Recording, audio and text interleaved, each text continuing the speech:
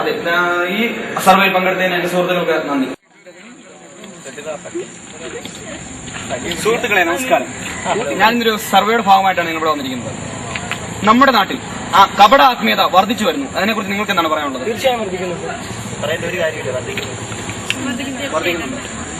മതയാഥാസ്ഥിതികത മാറി വരുന്ന പുരോഗമന നവോത്ഥാനത്തെ പ്രതികൂലമായി ബാധിക്കുന്നെന്ന് ഞാൻ പറയുന്നു. അതിനെക്കുറിച്ച് നിങ്ങൾക്ക് എന്താണ് പറയാനുള്ളത്? പ്രതികൂലമായി ബാധിക്കുന്നുണ്ടോ? ഈ മതയാഥാസ്ഥിതികത മാറി വരുന്ന നവോത്ഥാന ചിന്തകളെ പ്രതികൂലമായി ബാധിക്കുന്നുണ്ടോ? ഉണ്ട്. അതിനൊന്ന് പുരോഗമന ചിന്തകളെ തീർച്ചയായും നശിപ്പിച്ചുകൊണ്ടാണ് ഈ കപട ആത്മീയതയും അതുപോലെയുള്ള വിഷയങ്ങളും കടന്നു വരുന്നത്. വരും തലമുറയ്ക്ക് ഇതൊരു ഭീഷണിയാവുന്നു. തീർച്ചയായും ഭീഷണിയായിരിക്കും. കപട സന്യാസികളും ആൾ ദൈവങ്ങളും മറ്റും ഇന്ന് പെരുകിക്കൊണ്ടിരിക്കുകയാണ്. നമ്മുടെ സമൂഹത്തിൽ വളരെയധികം കുറ്റകൃത്യങ്ങൾ പെരുകുന്നതിന് കാരണമാകുമെന്ന് ഞാൻ പറയുന്നു. അതിനോട് നിങ്ങൾ യോജിക്കുന്നുണ്ടോ ഇല്ലയോ? കുറ്റകൃത്യങ്ങൾ വർദ്ധിക്കാൻ ഒരു സാഹചര്യമാണ്. തീർച്ചയായും. അപ്പൊ നമുക്ക് ഇതിനെ എങ്ങനെ നേരിടാം? ഇതിനെ ഈ ഒരു കുറ്റകൃത്യങ്ങൾ വർദ്ധിക്കുന്നത് നമുക്ക് എങ്ങനെ തടയിടാം? ഞാൻ കരുതുന്ന ഒരു നിയമനിർമ്മാണത്തിനുപരി സാമൂഹ്യ ബോധവൽക്കരണത്തിലൂടെയാണ്, അല്ലെങ്കിൽ വിദ്യാഭ്യാസത്തിന്റെ പ്രചാരണത്തിലൂടെയാണ് ഇതിന് കൂടുതൽ സാധിക്കുന്നത്. അപ്പം നിയമനിർമ്മാണത്തിന് ഇതിനൊരു സാധ്യതയുമില്ല? നിയമനിർമ്മാണത്തിനുണ്ട്, അതിലുപരി ബോധവൽക്കരണത്തിനാണ്. അതിനാണ് നമ്മുടെ ഗവൺമെന്റും മറ്റു സംഘടനകളും പ്രവർത്തിക്കേണ്ടത് എന്നാണ് ഞാൻ കരുതുന്നത്. ഏത് മതമായിരുന്നാലും മതത്തിന് ഉന്നത പൊസിഷനിലിരിക്കുന്ന ആളായിരുന്നാലും നമ്മളിപ്പോ നീതി നടപ്പാക്കുമ്പോൾ എല്ലാവർക്കും ഒരുപോലെ നടപ്പാക്കും. അതിൽ വേറെ വ്യത്യാസമൊന്നുമില്ല. അതന്നെ എനിക്കും പറയാനുള്ളത്. കപട ആത്മീയത, അതിനെക്കുറിച്ചൊരു വിശദീകരണം. കപട ആത്മീയത അതിനെ നിങ്ങൾ എങ്ങനെയാണ്? നിങ്ങൾ അങ്ങനെയുള്ളതിലൊന്നും വിശ്വസിക്കുന്നില്ലേ? ഇല്ലില്ല, ഒരിക്കലും യുവത്വം അതിൽ വിശ്വസിക്കുമെന്ന് ഞാൻ കരുതുന്നതേ ഇല്ല. അത് കപട ആത്മീയത എന്ന് പറഞ്ഞാൽ ഒരു പരിധി വരെ എന്തെങ്കിലും നമ്മുടെ ഏതെങ്കിലും ഒരു മതത്തിന്റെ, അത് ഏത് മതവുമായിക്കോട്ടെ, ഏതെങ്കിലും ഒരു മതത്തിന്റെ മറവിൽ അവരുടേതായ കുറ്റകൃത്യങ്ങൾ, വ്യഭിചാരവും പെൺവാണിഭവും അടക്കമുള്ള കുറ്റകൃത്യങ്ങളാണ് ഇന്നിവിടെ നടക്കുന്നത്. ആത്മീയ കച്ചവടമാണെന്ന് ഞാൻ പറഞ്ഞാൽ തീർച്ചയായിട്ടും അതിനെ മറയാക്കിക്കൊണ്ട് പല ബിസിനസ്സുകളാണ് ഇന്ന് നടക്കുന്നത്. നമുക്കത് പത്രങ്ങളിലൂടെയും വെച്ച് കാണാവുന്നതാണ്. ഈ സർവേയിൽ പങ്കെടുത്തതിന് എന്റെ സുഹൃത്തുക്കൾക്ക് നന്ദി. Thank you. കപട ആത്മീയത ഇന്ന് നമ്മുടെ സമൂഹത്തിൽ, നമ്മുടെ ദൈവത്തിന്റെ സ്വന്തം നാട്ടിൽ വർദ്ധിക്കുന്നുണ്ടോ? എന്താണ് നിങ്ങളുടെ അഭിപ്രായം? വർദ്ധിക്കുന്നുണ്ടോ? തീർച്ചയായും വർദ്ധിക്കുന്നുണ്ട്. കാരണം നമുക്ക് ഈ ആത്മീയതയെല്ലാം മനുഷ്യൻ സൃഷ്ടിച്ചതാണ്. ഇതിന്റെ പരിധി സൃഷ്ടിക്കുന്നത് മനുഷ്യൻ തന്നെയാണ്. മനുഷ്യൻ എന്തോരം അറിവ് കുറയുന്നോ, അല്ലെങ്കിൽ അറിവിനെ വേറെ തരത്തിൽ കാണുന്നോ, അതാണ് കപട ആത്മീയതയായിട്ട്. അപ്പൊ ഇതിനോടൊക്കെ നിങ്ങൾ യോജിക്കുകയാണ്?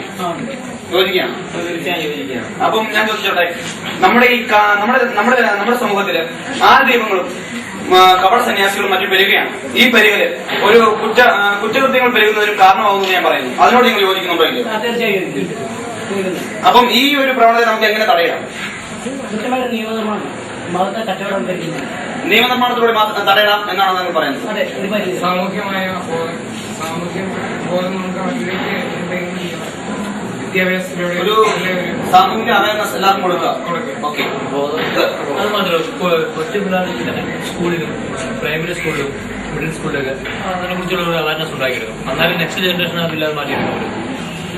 സാമൂഹിക ബോധമാണ് ഇതിനൊരു റെമഡിയായിട്ട് നമ്മുടെ സുഹൃത്തുക്കൾ എപ്പോഴും ഉന്നയിച്ചുകൊണ്ടിരിക്കുന്നത്. ഈ സർവേയിൽ പങ്കെടുത്തതിന് എന്റെ സുഹൃത്തുക്കൾക്ക് എല്ലാവർക്കും നന്ദി.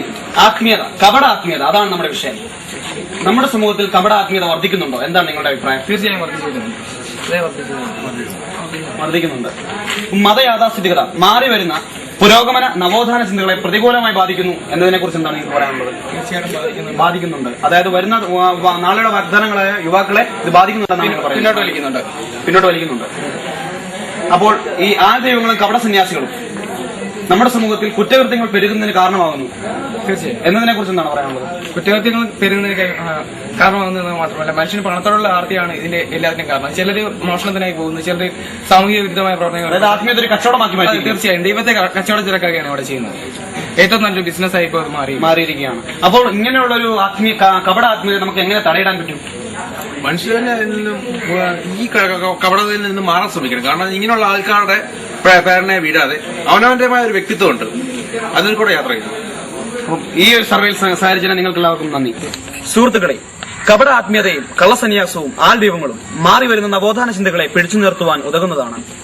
ഈ ഒരു പ്രവണത കൂടുതൽ ബാധിക്കുന്നത് നാളെയുടെ പ്രതീക്ഷകളായ, നാളെയുടെ വാഗ്ദാനങ്ങളായ യുവാക്കളെയാണ്. അവരുടെ വീക്ഷണ ചിന്തകളെയും കാര്യശേഷിയെയും യുക്തിചിന്തകളെയും ഇത് പ്രതികൂലമായി ബാധിക്കുന്നു. വീണ്ടും ഒരു നവോത്ഥാനം അനിവാര്യമാണ്.